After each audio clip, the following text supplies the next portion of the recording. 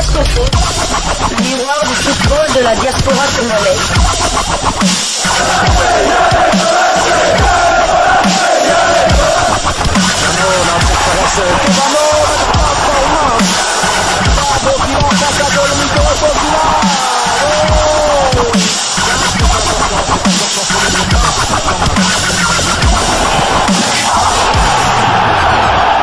Diascofoot, le miroir du football de la diaspora congolaise. Vous êtes sur Diascofoot, le miroir du football de la diaspora congolaise. Diascofoot vous dit bonjour, tout le plaisir est pour nous de vous retrouver, mais surtout de savoir que vous êtes nombreux en train de suivre votre chaîne YouTube dédiée uniquement aux footballeurs de la diaspora congolaise. C'est l'heure de partager avec vous quelques news que nous avons récoltées pour vous concernant certains de nos internationaux congolais ou des binationaux qui se sont illustrés durant ce week-end. Et cela dans le cadre de votre chaîne YouTube Diascofoot, parce que nous sommes le miroir du football de la diaspora congolaise.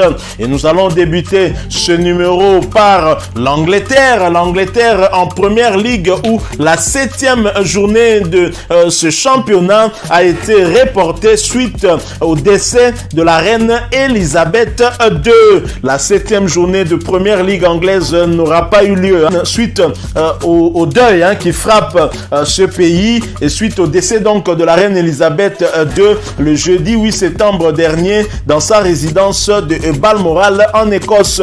Fulham FC, club où évolue l'international congolais Niskans Kebano, devrait recevoir Chelsea le samedi 10 septembre à 12h30. Son compatriote Yohan Wissa et Brentford FC devaient se déplacer sur la pelouse de Southampton à 15h. Âgée de 96 ans, la monarque de 15 nations et chef de Commonwealth a régné pendant 7 décennies.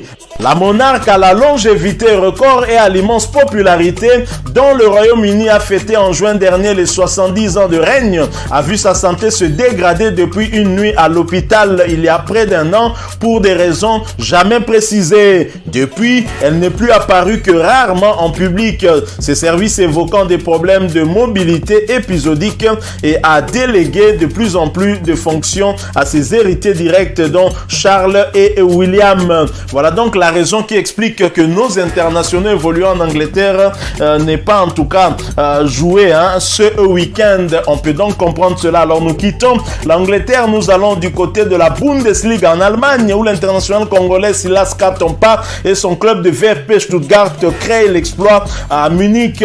L'Alliance Arena Stadium a été le théâtre de la résistance de la brave équipe du VfB Stuttgart hier samedi 10 septembre 2022 face au Bayern Munich. L'international congolais Silas Katompa Mvupa et son équipe ont arraché le point du nul sur la pelouse du Bayern Munich. Score final 2 buts partout. Le match a eu lieu hier samedi en match comptant pour la 6e journée de Bundesliga, division d'élite allemande. Mathis Tel a ouvert le score pour les Bavarois à la 36e minute de jeu sur une passe du latéral gauche canadien Alphonso Davies. Chris Friedrich égalise pour les visiteurs au retour des vestiaires, soit à la 46e minute de jeu.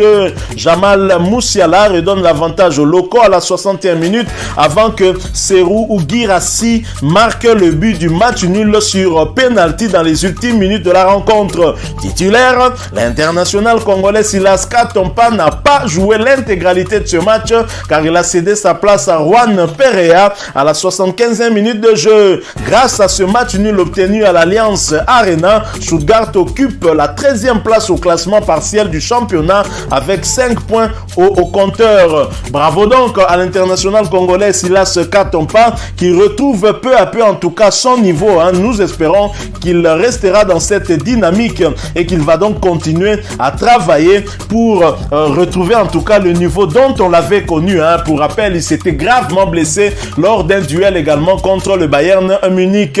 Nous restons en Allemagne, toujours en Bundesliga où Stanley Nsoki fait ses débuts. Offenheim s'est imposé lourdement face à Mayence à domicile sur le score de 4-1. Le joueur d'origine congolaise Stanley Nsoki n'était pas titulaire, hein, mais il a fait sa montée en jeu à la 46e minute.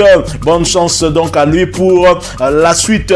Nous poursuivons avec cette actualité concernant les internationaux des binationaux congolais. Nous allons aller cette fois-ci du côté de l'Hexagone pour la poursuite de la Ligue 1, mais nous y allons après cette courte pause. Diasco Foot, le miroir du football de la diaspora congolaise. En France, en Ligue 1, sans faute pour l'OM. L'Olympique de Marseille poursuit son sans faute en championnat en disposant de Lille sur sa pelouse sur le score de 2-1. L'international congolais Chancel Mbemba Mangoulou était bien un titulaire au cours de cette rencontre.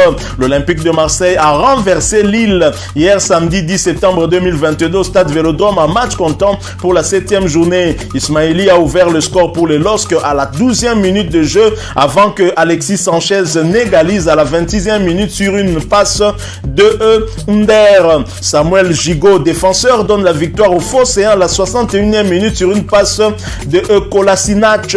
Titulaire, le défenseur congolais Chancel Mbemba Mangoulou a cédé sa place à Eric Bailly à la 46e minute de jeu, tandis que son compatriote Cédric Bakambu n'était même pas sur la feuille du match. Et grâce à cette victoire devant son public, l'Olympique de Marseille est sur une série de 5 victoires consécutives en championnat et reste deuxième au classement avec 19 points ex-aequo avec le Paris Saint-Germain. Les poulets de l'entraîneur croate Igor Tudor vont recevoir Eintracht Francfort le mardi 13 septembre prochain dans le cadre de la deuxième journée de la phase des groupes de la Ligue des champions de l'UEFA dans un match des perdants de la première journée, en espérant en tout cas que Marseille, qui va jouer à domicile, puisse se rattraper en tout cas et ainsi récupérer le point perdu lors de la première journée du côté de Londres à Tottenham.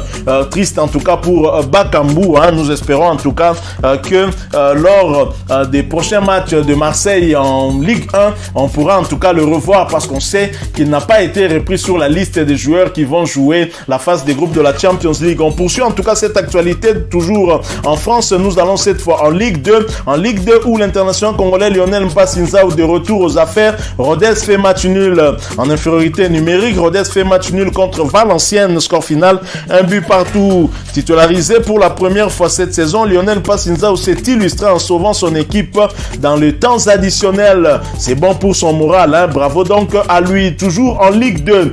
Vital Ntimba fait ses débuts officiels avec Bordeaux. Hier après-midi, les Girondins de Bordeaux se déplaçaient sur le terrain de l'AS Saint-Etienne à l'occasion de la 8e journée de Ligue 2. La rencontre s'est soldée par une victoire des locaux, 2-0. Titulaire pour son premier match officiel avec les Girondins de Bordeaux, l'international congolais Vital Ntimba a effectué des débuts convaincants. Le latéral gauche congolais aurait même pu s'illustrer en double passeur décisif après avoir offert 2 occasions franches manquées par Dylan Bakwa.